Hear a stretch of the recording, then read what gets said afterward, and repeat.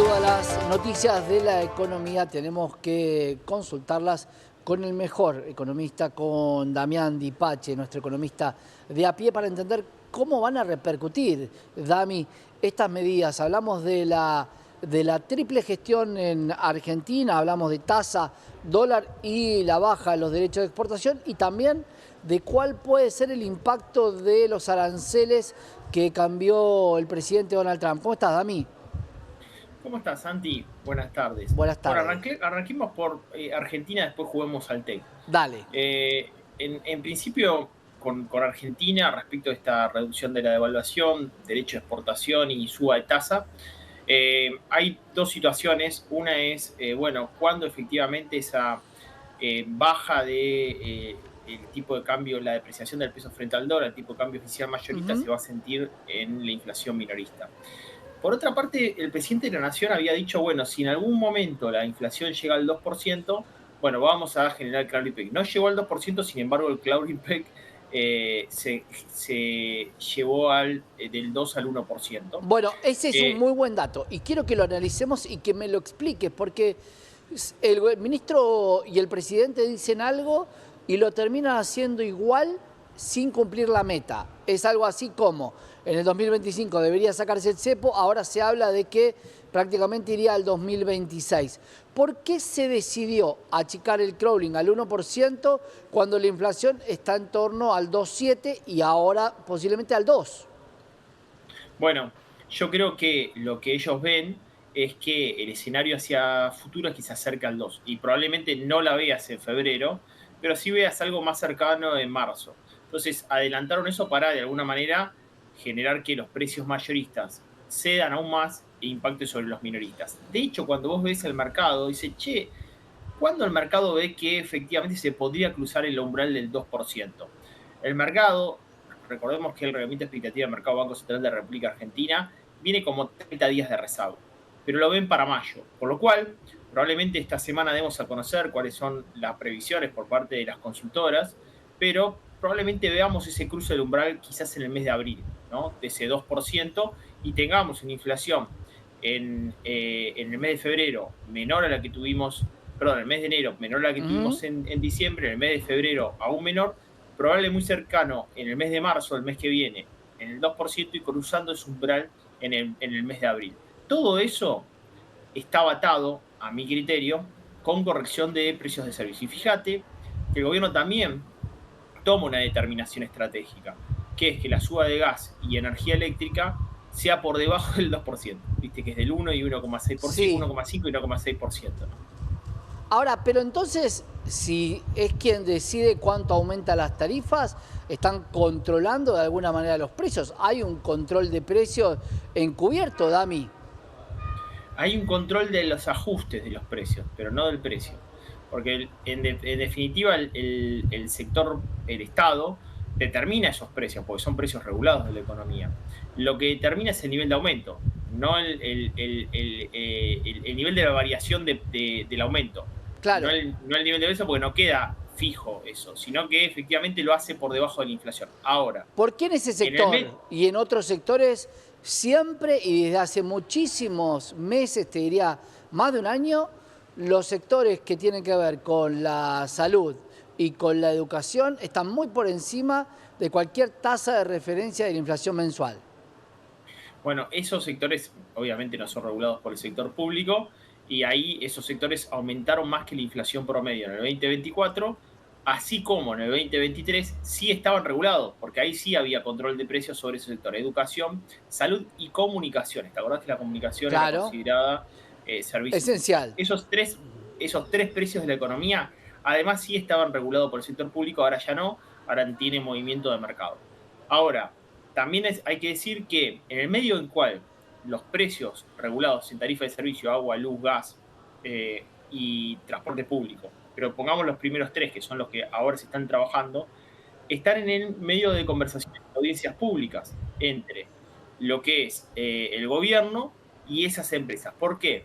Porque están pensando determinar un nuevo mecanismo de ajuste que recién se implementaría en el segundo semestre de este año, a los efectos que esas tarifas no queden retrasadas y efectivamente no lleguemos nuevamente a los veranos sin inversiones por parte de las empresas porque esas tarifas quedan retrasadas. Claro. Ahí te pregunto, Dami, ¿qué puede modificar la inflación? Porque vimos un componente que marca mucho lo que es alimentos y bebidas, que es la carne. Con una corrección fuerte de la carne, ¿podría llegar a tener algún riesgo la inflación, esta que se busca por debajo del 2 y por ende generar un nuevo atraso cambiario con un crawling del 1%? Bueno, probablemente alimentos y bebidas con el efecto carne tiene una participación importante. Sin embargo, también es real que hay otros, por ejemplo, categoría bebidas, Santi, a nosotros casi nos da la baja. Es una categoría que estacionalmente tiene alzas y está a la baja. Probablemente porque también hay un consumo más bajo y probablemente porque estamos estacionalmente en un momento donde parte de los argentinos están consumiendo fuera del país. No sé, puede haber muchas explicaciones. Pero lo que sí digo es que categorías bebidas, sobre todo alcohólicas, están dando la baja Ujú. y en el caso de las no alcohólicas tuvieron leve aumento, por lo cual, como la categoría es amplia y es alimentos y bebidas, probablemente lo que te subió la carne se vea compensado por este efecto y no veas una suba tan grande, ¿no? Hablamos de las colocaciones, sobre todo de los plazos fijos, Dami. Con esta baja de tasa prácticamente 1 millón de pesos no te alcanza en intereses a comprar una pizza.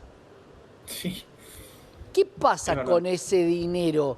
¿La gente lo va a seguir manteniendo en plazo fijo con una tasa tan baja? Porque algo se distorsionó. Hoy hablaba con clientes que vivían de la tasa en algún momento, tampoco estaba bien, pero hoy prácticamente la tasa, en un monto como 1 millón de pesos, no te da nada por mes. Y hay productos que valen y aumentan mucho más. ¿Qué va a pasar con las colocaciones de plazo fijo?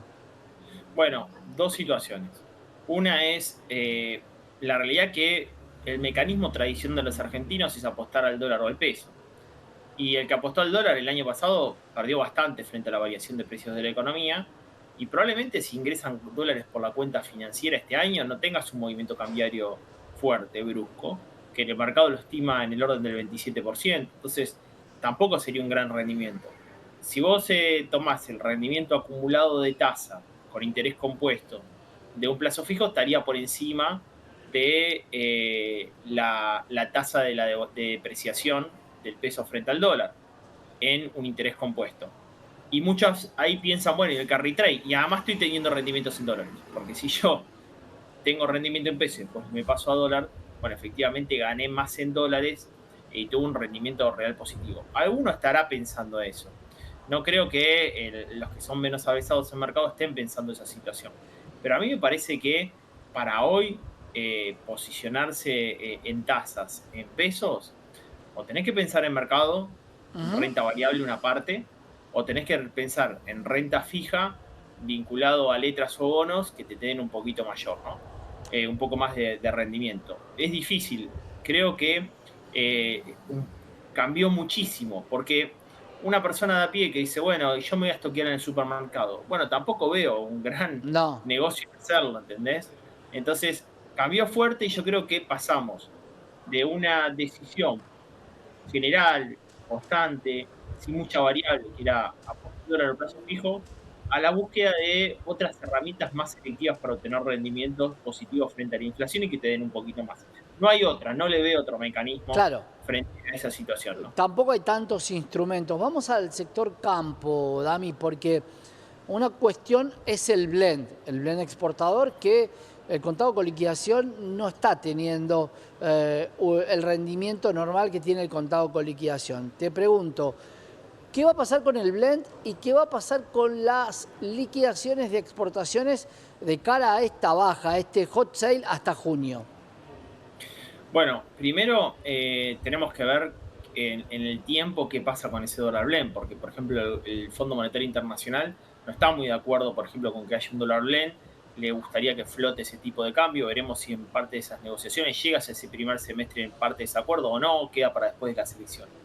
Segundo es que este nuevo mecanismo de quita de baja de las retenciones tiene sus letras chicas, ¿no? Ujú. Vos tenés que liquidar en los 15 días hábiles, antes eran en los 30 días hábiles, por lo cual hay un desacople en el financiamiento. Tenés que pensar que el campo frente a esa baja de las retenciones, ver si efectivamente le conviene y liquida los dólares suficientes. Siempre estacionalmente es necesario porque tiene que después volver a generar siembra, financiar capital de trabajo a lo largo del año, y esta es una situación excepcional, que el gobierno le puso una fecha, quizás hasta junio. O sea, probablemente después en junio vuelva al nivel anterior o no, no lo sabemos, pero el incentivo está hoy. Entonces creo que ahí se le dio una mejor condición, pero todavía está en negociación, ¿no? El Claro. campo pone objeciones respecto de los beneficios que está obteniendo, si realmente son beneficios que incentivan una liquidación mayor o no. Es la liquidación constante, la que tiene que liquidar para financiar su capital de trabajo. Sin duda, Dami, gracias por estar con nosotros. Un placer.